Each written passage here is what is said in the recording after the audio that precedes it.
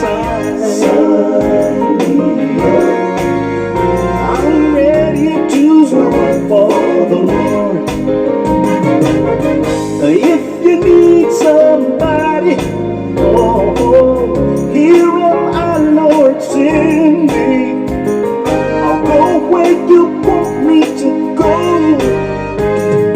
do what you want me to do. Sign my name on the dotted line. I'm willing to work while I have time. And if you need somebody, Lord, here am I. Just sign me up.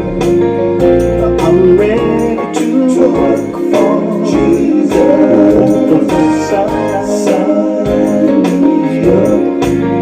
I'm ready to work for the Lord. Sign me up. I'm ready to work for Jesus. Sign me up. I'm ready to work for the Lord. All right, good evening and welcome to St. James Family Worship, the perfect place for people who aren't. Thank you for taking the time tonight to be a part of this devotional review and this experience in God. I thank God for you. This is day 96 of our Open Door devotional review. And tonight, God will build your faith. I don't know about you, but we all need faith. I need faith. You need faith. God will build our faith. In Mark 9:24, the Bible says, immediately the father of the child cried out and said with tears, Lord, I believe. Help my unbelief. This Roman soldier was asking God to heal his child, and Jesus began to tell him to have faith, and he said, Lord, I believe, or I have faith. Help where my faith is lacking. Help my unbelief. You know, tests are uncomfortable, but they're methods of revealing progress. We will never know if we're ready to go to the second grade if we don't get tested at the first grade level. When God tests us, it's promotion time from stage one to another stage in our lives. Tests are important because they show where we are. Yeah, your tests show exactly where you are, and they also show what you need to do to get to the next level of life. That's why you get tested. Faith is a huge factor in moving forward in life also, especially when God is testing us, because we're often facing tests, and we often face with the who, what, when, where, why, and hows. You know, any journalist always cover those 6 questions: who, what, when, where, why, and how. And we do that in decision making.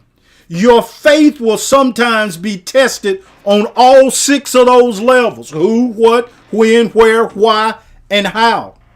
The level of who I turn to for increased faith. We often go to men for advice, for help. And we search out some people. Who are we going to? And where we're looking to find answers to life and issues in life from people. And the only real who you need to go to is God, because he knows all. He sees all. So the who we need to go to increase our faith is God. The level of who. Then the level of what. What do I need to do? We ask ourselves, we're making decisions. The answer is simple. I need to get the word, because faith will increase when I hear the word. Faith comes by hearing, and hearing the word. The level of when. Who, what, when, where, why, and how. The level of when. When should I start? When is the best time to start? When should I stop? When should I go? We're always asking questions. The level of where. Where do I go? Where do I live? Where do I send my kids to school? Where is the best college for my kids to attend? Where should I go to apply for a job? Where should I go for the vaccine? Should I go to the pharmacy? Should I go to Walmart? Should I go to the hospital? Where? Then the level of why. The level of why. Why am I here to start with? Why am I doing the things that I do? And lastly, the level of how. How do I get up if I've fallen? How do I increase my faith? Talking about faith. How do I increase my faith? God will test your faith. How do I increase my faith? How do I change?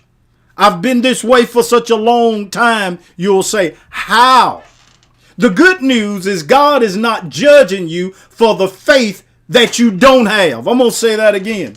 God's not judging you for the faith you don't have. The guy is saying, Lord, I believe, bless my unbelief. God is not judging you for faith you don't have. In life, you must use the faith that you do have. Mountain moving faith starts with a mustard seed faith. Then it grows and grows and grows. Then how does it grow? God increases it. You plant the seed, but God increases it. When God sees faith in action, he begins to move. Increased faith is not so much that your faith increased, but that you invoked the presence of God in the situation.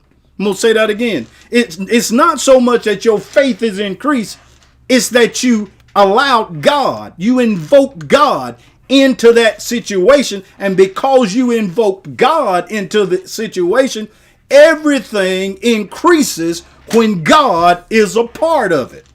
So that's the power of it all. Getting God in your situation. And the angels of the Lord are encamped about those that reverence and fear God. Get God into your situation. Do the things that it takes to bring God into your company. When you worship and fellowship with God daily, you begin to mature. Through maturity, you begin to understand the fatherhood of God. The fatherhood of God is that he loves his children and will provide for them. When you know this, that God is a father and he will provide for his children, your faith automatically begins to increase. It increases because I understand the fatherhood of God. I'm a father. My whole thing is to make sure that I'm able to bless my children. So when I understand the fatherhood of God, God is a father that wants to bless his children. He wants your faith to be increased. He wants you to invite him in. He knows everything you need. He knows what you need before you ask and before you pray. But he still said, ask and it shall be given. Seek, you will find. Knock, and the door will be open. And he said, everyone that seeks, everyone that asks, everyone that knocks receives what they're looking for. I dare you to start searching.